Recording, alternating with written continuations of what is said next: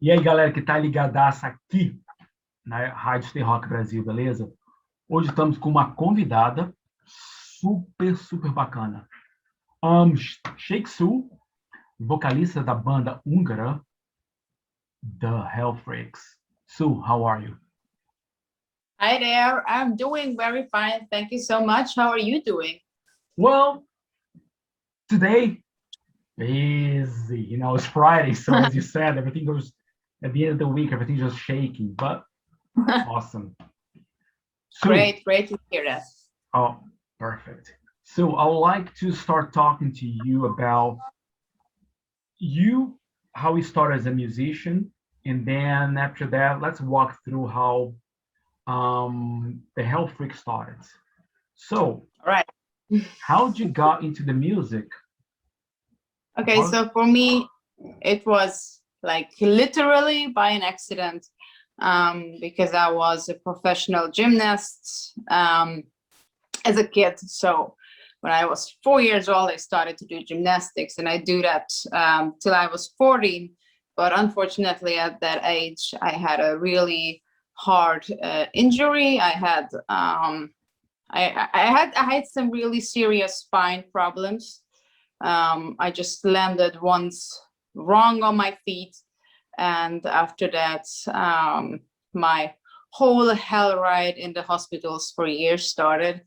And because of that, I had to stop with the professional gymnastics. And I think everyone who is growing up with professional sport, they know that if you do something like really serious, your whole life is about that. So, but I lost that. I was absolutely not happy about the time that I won with that. Everyone was saying like, hey, but cool, now you have some free time and now you can do whatever you want. But actually, I didn't want to do anything else, just gymnastics, but I couldn't do that. So for me, this whole thing started from this really deep point of my life. And first, I started to play drums because my uncle is a drummer. Mm-hmm.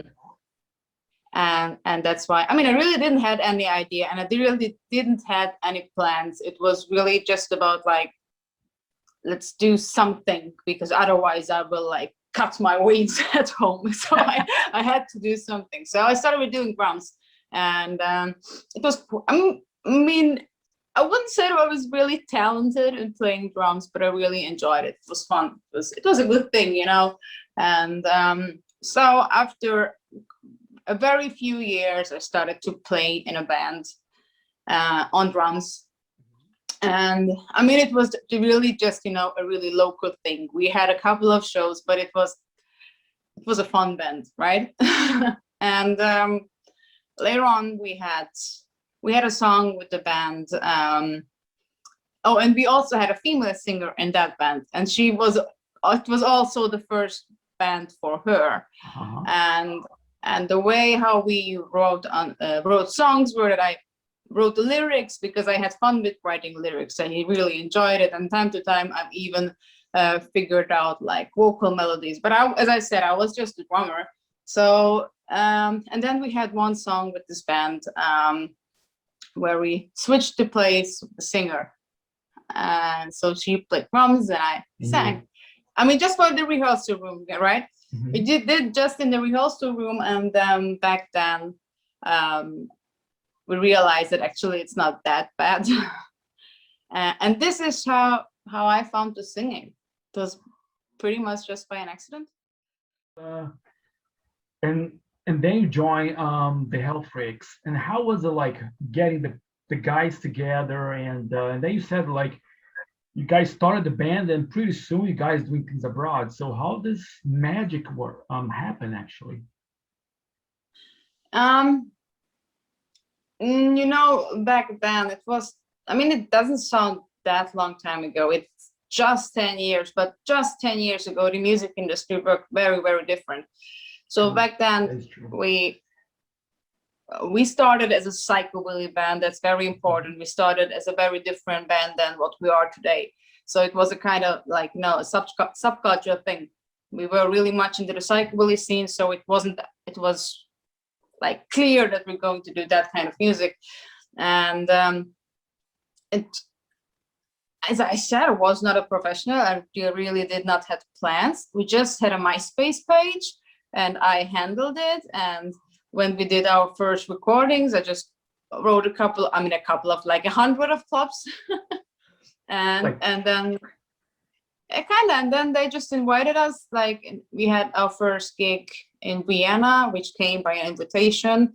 A week later, we got another invitation from abroad, and then the whole thing started. And I think why it got quite big in the early years was because we took part in a Hungarian like national program where we won a chance to do a music video. Mm-hmm. And back then I was going to high school and university, and the bandmates were like in the same age, so we had absolutely no money at all. So it was really like broke. Yeah. But I think everything starts like that. So whatever, we wanted the possibility to do a music video, and that was the music video Boogeyman, which has like today, I don't know, like 5-6 million views, like a lot. And it's a crazy thing because it's like one of the very first songs we ever recorded, one of the very first songs I ever wrote or I ever recorded as a singer. Uh-huh. So I'm kind of sad that is the song that gets so well known for the band. But it was, of course, in the very beginning, that was like a huge help, especially back then. I mean, okay, though YouTube was an existing thing, but it was not like today that every day you see a million of new music videos, So back then, when you release the music video, especially in such a small scene like psychobilly, it was a big thing. So everyone watched it and it helped us a lot. But as I said, later on, we changed a lot. So we did the psychobilly thing. It's like for 2 years, 2 albums, which means from 2009 till 2014. And in 2014, we split up. Like the whole, there were like million of reasons. I don't even want to go into the details, but like my main reason was that my creativity as a singer and as a musician was really, limited by the psychobilly genre, and I wanted to do something else. You want something more, like a bigger bubble, let's say.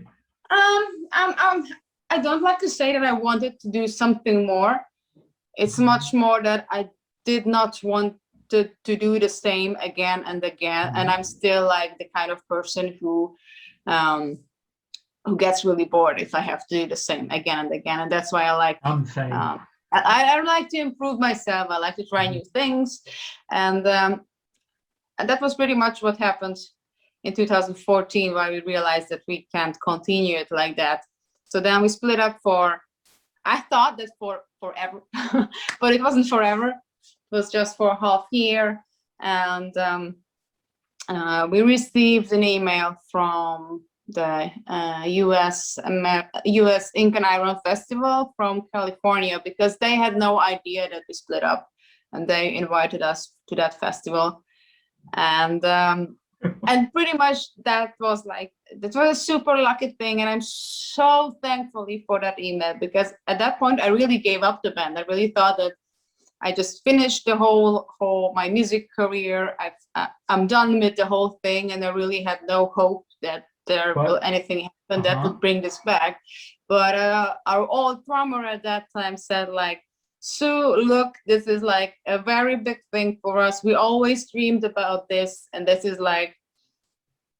happens only once in our lifetime. We have to grab this chance, and let's figure out how we can bring back the Hellfreaks and how we can continue. And Sue, just one thing. Even though you guys have a nice lucky break, like a nice start. I mean, you guys started like a small band, and then all of a sudden, I mean, in a short time, you guys got gigs in Europe, like Austria, as the first gig, and then some other gigs. And then after a while, when you guys broke up and you felt like this, oh, okay, no, I don't want to be in this music thing anymore. I mean, you guys had such a lucky. I know some bands they take like, I don't know, like 2, 3, 5 years, until they hit internationally, and you guys just, like just Yeah, I mean, look, lucky, we lucky. really, yeah, we were lucky and we hit international. That's true, but it was just with the type of music that I wasn't in. I mean, I would still enjoy to listen to it, Mhm. but I just don't enjoy to do it. I hear So, you. Mhm. and when we split up back then, I moved to Berlin. I lived in Budapest. I live now in Budapest again, but back then I moved to Berlin. And actually, I tried to find like new musicians to start something new, but I just did not find a good match. So that's why I was like totally hopeless. And personally, I am really just a singer. I can't play on a guitar or on a bass guitar, so I really need like good people around me to create something. Mhm. And like I think I just did not believe that I can find a good combination around me and good people around me to do what I really wanted to do. And actually, I did not even know what I really wanted to do. I just know that I don't want to do psychobilly music and I like rock music. That was pretty much the point. So when we came back together, with the old drummer, and then we found a new bass player and a new guitarist, it was really tricky because we had to figure out like, okay, now there is a new combination of people. What can we do of this? And A new marriage, let's call it. exactly, a new marriage. And that was how we wrote our third album in 2016, which is called Astoria. So at that point we decided, okay, we will just gonna do whatever we want to do, of course rock music, but we will not care about any like genre boundaries and limits. And I was my whole life very much into punk music and hardcore music, and I really liked I think a lot of type of rock music. So for me, it was like super cool to say like, okay, now we can do whatever we want to do. Yay! Now we got the power in our hands. Yes. So yeah, I always say that in 2015 we had to reinvent ourselves, and yeah, but then you guys went to United States right after, more or less. Yeah, we were in the United States. That was really hard because we had to play, like, we also, of course, we had to play the old songs with the new guys, so that was really tricky. But we managed it, I think, quite good. And but since that we are together again, it's like pretty much the mindset of the Hellfreaks that we love to try new things. And I truly believe that no one is able to create something new if you just want to do the same old shit again and again. So you have to go out of your boundaries. And I'm like super happy, and I think also super lucky that our fan base is like always super excited when we bring out new music, because they are excited about how we're going to change this time. So they are not the kind of audience who looks back and want us to do the same thing, and which is awesome because it means that now we have really like an audience who are like us. You push the guys to do like to bring new stuff. And then you said like after the formation, I mean the second formation of the band, you guys released 2 albums, right? Yeah, we released in 2016. We released Astoria, which was I would say a punk album, a punk rock album. Nice. And in 2020 we released our latest record, Got Under One, which is like, I mean, punk rock but mixed with metal elements. Yeah, exactly. Exactly. Yeah. Yeah, I heard some of the songs you sent me, and also like some YouTube videos like them from last year, and I was like, wow, That sounds nice. Because to be honest, I, in my own music world, I haven't come across like bands that play punk and metal together. Usually, like these two genres, like kind of like opposite, or not opposite, but kind of opposite, man. But you guys like combine the punk music and the metal music, like really, and also like a girl singing, and you have your own style of singing, your own way of, and I was like, wow, this is really cool. Congrats for this. Actually, it was good. So that back then, the band broke up, and then you have you and the drummer had to find new cats, and with these guys in the band, and now like the band took like a different way, and I haven't seen you guys or videos from the start, but I can imagine that I think nowadays is better, or it sounds much better than it was before, because you guys got like. I truly believe that we sound much better than we sound before, but we also grew, and we also like personally, I'm of course like 10 years ago I just started to sing. Mm-hmm. And now I have like 10 years experience. I mean, if you can't hear that, that would be a shame of myself. Be deaf. You cannot hear that. The person should be totally like deaf, Yeah. So of course we got like way more experience, and we just know way more what we like and what works for us. So I think it's a kind of natural process. That's why I don't really understand when somebody is like, but why do you change? Like, if I don't change, it would mean that I don't learn from my mistakes. True. Bands, depend on the bands coming, depend on the region of the world they come from. They go through like through hardship, and bands like come, for example, from United States, UK, Australia, they get in a, let's say, the doors like a bit open. It's wider open sometimes than there are like, I think there are two aspects that normally like a usual listener don't really realize.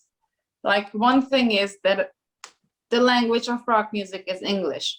True. And it's just easier if English is your first language. But like for most of us, English is not the first language. Especially like Hungarian.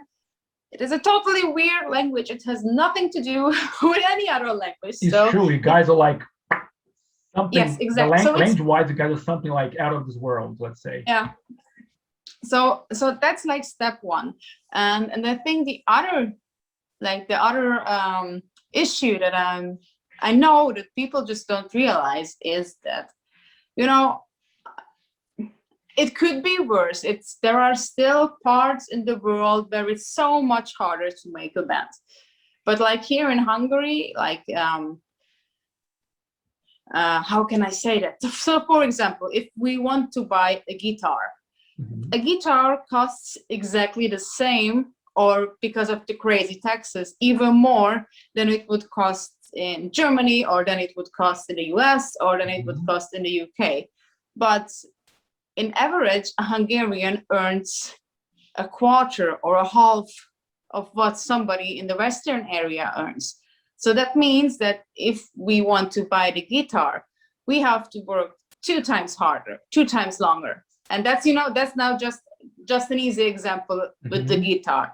But if you are doing a band, there are like a million of costs, a million of aspects. And that's why if I personally hear that a band from a kind of hopeless place is making it big, they earn my huge respect, because I know that they had to work way, way harder than anyone else. Or like normally. Sorry, here is one of my cats. And no, so I agree with you. I've talked to bands, for example, from India, from Nepal, from Mongolia, and that's like, and those places. Crazy. Together, for example, like, I don't know, like Gibson guitars or Ibanez.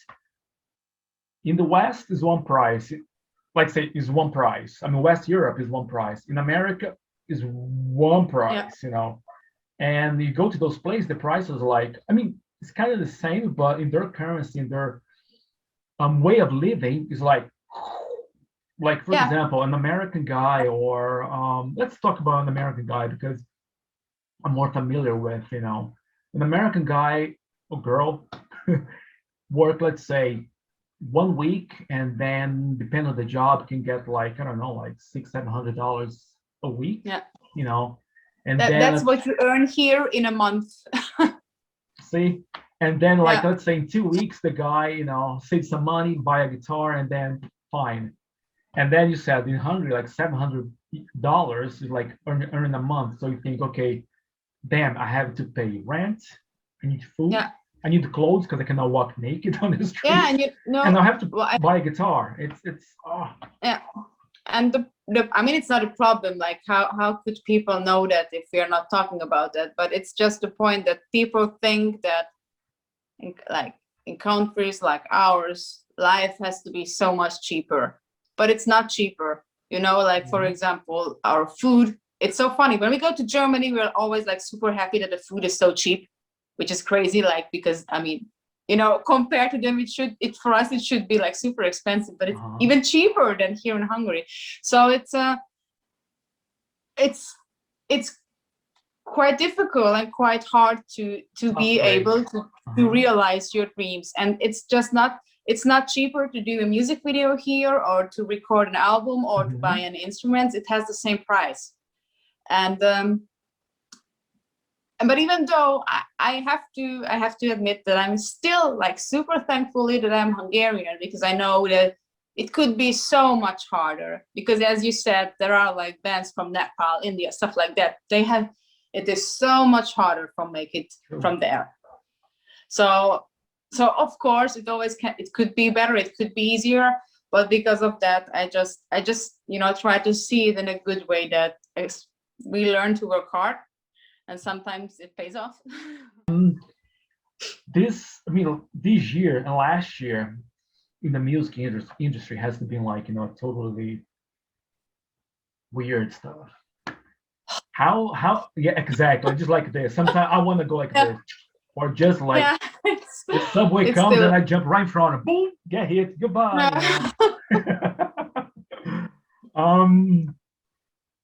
How has been, or for you guys from the Hellfreaks, like last year, did any gigs like during the summer or nothing? And this year, how's this year? Like last year, it was crazy. We just it was the worst time ever to release an album. We worked on it 2 years, and then we picked the worst date you can pick in the whole century for releasing an album. So the album came out in 2020 in February. So it came out after that we had like 4 gigs at all. I think they were in Germany. Yes, in Germany. And that was it.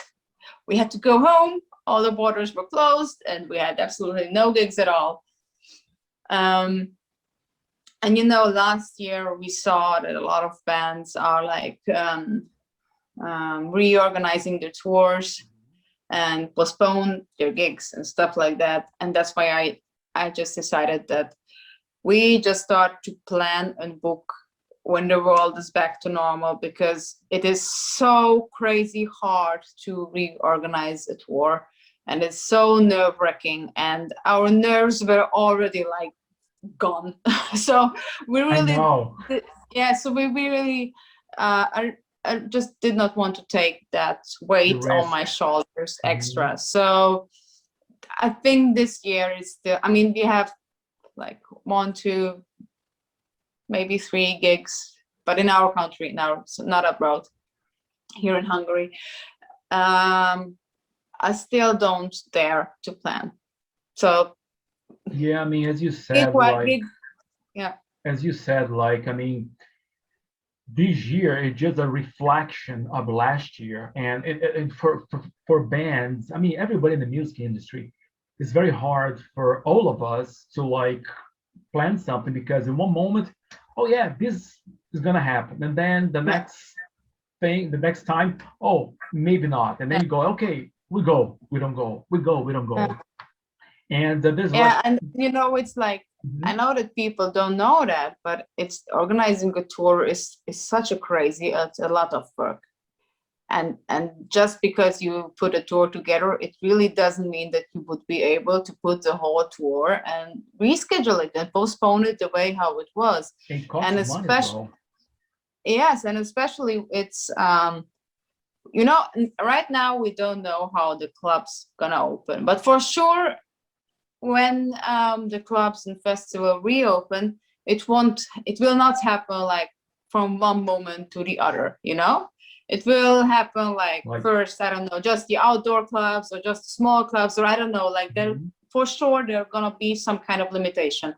And also the clubs had a really tough time now, so when they open, they will definitely firstly book the real big bands, those bands who fill the house Bring for the money 100%. back. Yes, which actually I understand their respect. Me too. So now when everything is coming back to normal, there will be a line of bands. True. And everybody will be hungry for music. And there are like a lot of bands which are of course bigger than us. So I think we have to wait another year till everything can be quite normal. Or maybe not. It depends how the wind blows. Yeah. Yeah. So as you said, like this year, you guys have a few gigs in Hungary and nothing yet abroad, right? Yeah. But you guys are open. Let's say, if I don't know, if a festival, I don't know, where somewhere comes up, or a promoter comes, hey, we want you guys here, and then you guys, of course, you guys. Sure. Yeah, awesome. Sure. Exactly. Like. This is awesome. Yeah, I mean, yeah. But we are using our time, so we work on new songs and. Any album coming out again, or just working on songs? But I mean, I can say that we are working on a new album. That's true. But I can't reveal when and how it's going to get released. And especially, I mean, I want to be honest with you. We are at the beginning of the writing process, so whatever you want to ask about the new album, I can't answer to you anything, because I also don't know how it is going to turn out. Everything's still like under construction, like. Yeah. I mean, it's an interesting time when we are writing songs, because we also don't know how it's gonna come out at the end, if it's going to be good or not. I'm sure it's gonna be good. It feels like the other one. I mean, everything I've listened so far, I'm sure it's gonna be awesome. Yeah, hope so. I mean, we are trying our best. So it was a huge pleasure talking to you. I mean, we've been trying. Thank you very much for having me. Oh, pleasure. I know we've been trying to reschedule the whole thing, and then, but today worked out. Yeah, great.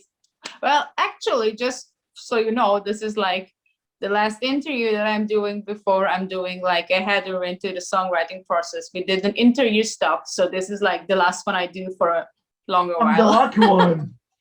Yeah. Last but not the least, the last one. Yeah. Yay! Yeah.